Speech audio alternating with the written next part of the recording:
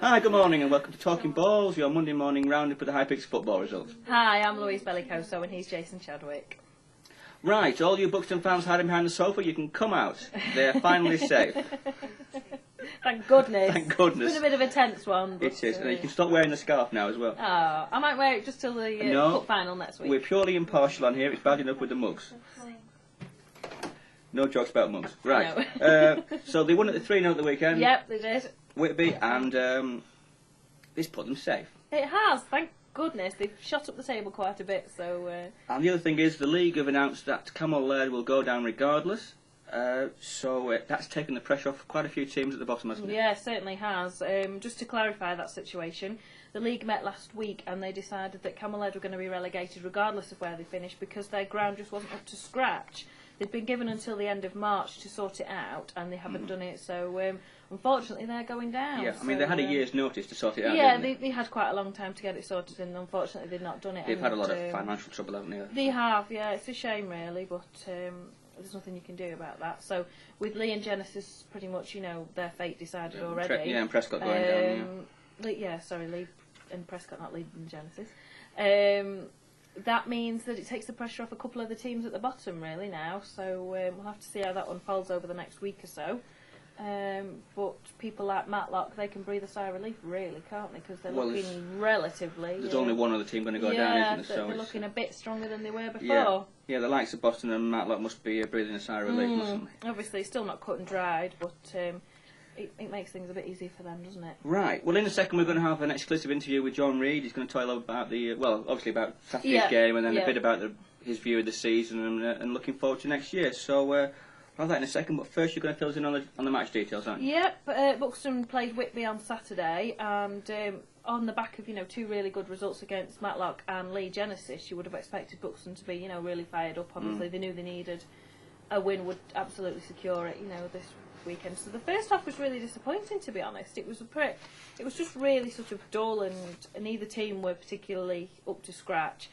So Reedy must have given them a bit of a talking to at half time, and then they came back in the second half much better, and 3 goals in the second half secured it. 2 from Mark Reid, who's absolutely on fire at the moment, and the third one from Danny Reid. I think John Reid said it's his first goal in open play in the league, so that's a good result for him. So that secured it, really. I mean, Whitby, to be honest, didn't really have much of a shot all game. Scott Hartley didn't have a lot of work to do at all.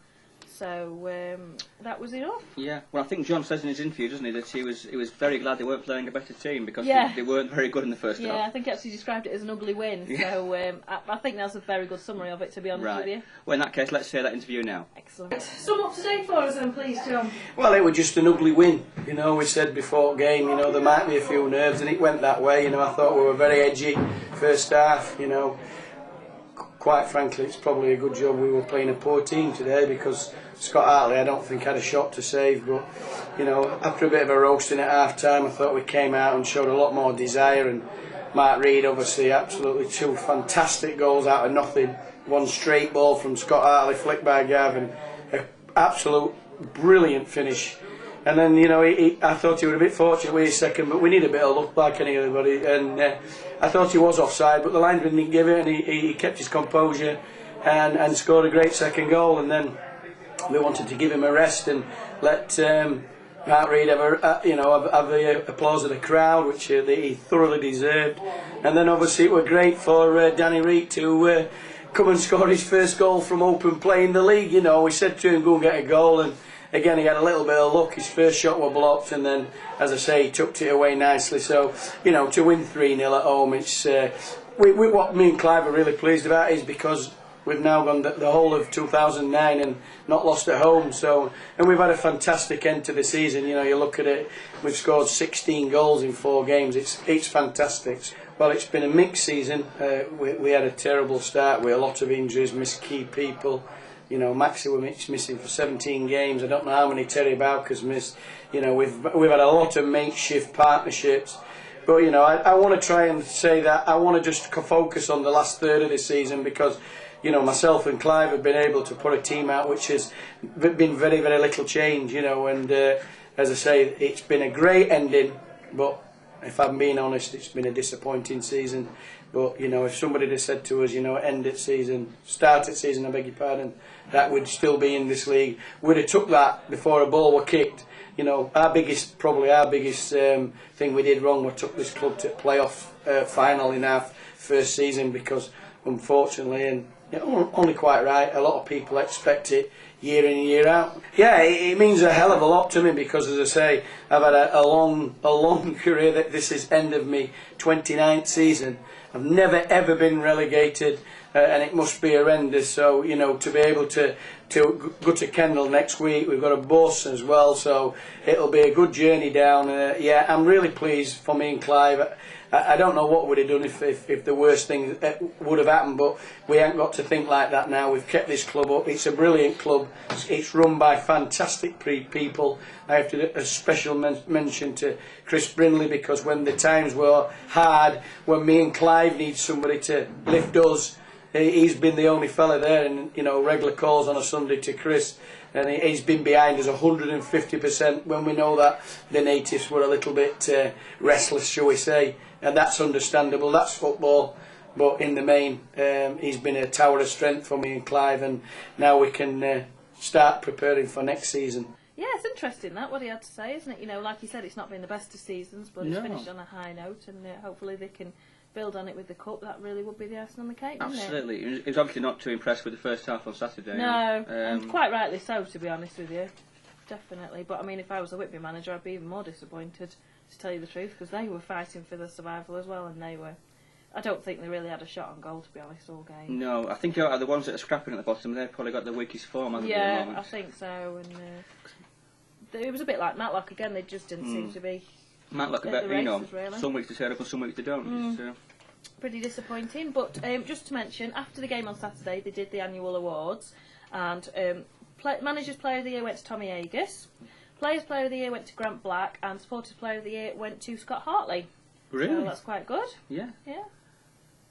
Well, there you go. Yeah, pretty good awards there. So well done to all them. Mind you, Scott's been a fan's favourite for a long time, hasn't he? Really, it's not the first time he's won this award. He's a fantastic keeper, though, isn't he? There's no denying that. You know, he's saved him from a lot of bad defeats this season, and you know, he's pulled off some excellent saves in the last few games. So well done. Right. Well, apparently, mugs and scarves withstanding, there has been some other football played in the High Peak. Yes, we better move on to that, haven't we? Elsewhere in the High Peak. Okay.